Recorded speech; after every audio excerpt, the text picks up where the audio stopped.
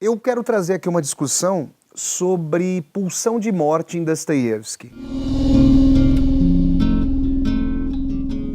Freud e Dostoiévski, dois gigantes do pensamento ocidental. Freud, um grande leitor de Dostoiévski. Alguém que viria dizer que Os Irmãos Karamazov poderia ser interpretado como a obra magna da literatura ocidental. A pulsão de morte é um tema muito peculiar ali na obra do Freud, na medida em que se contrapõe radicalmente ao princípio de prazer. Um princípio que a sociedade contemporânea quer levar às últimas consequências cotidianamente, como se ele fundasse todas e cada uma das nossas relações. Dostoiévski vai pensar sobre os desdobramentos disso de maneira radical.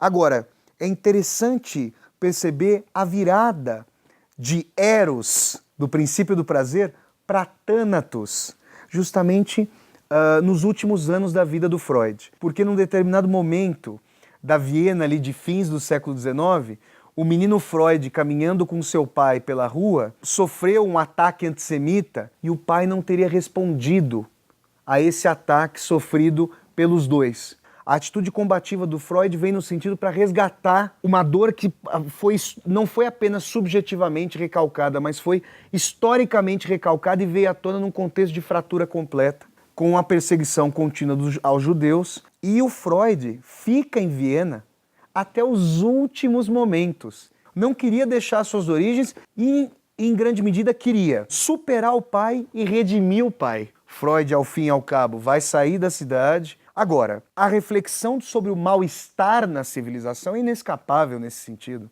Como é que nós poderíamos afirmar Eros se a história humana, e sobretudo aquele contexto terminal de Freud, nos mostram um ímpeto por morte? Como é que essas duas tendências antípodas, radicalmente antípodas, como é que esse paradoxo convive no cerne do que é humano? Mal-estar freudiano da civilização é a imagem de uma nuvem de Thanatos que invade o princípio do eu.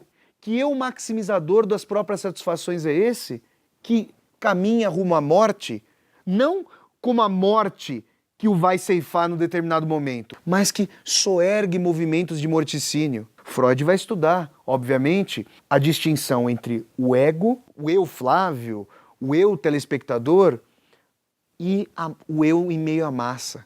As características de morticínio, de pulsão de morte da massa.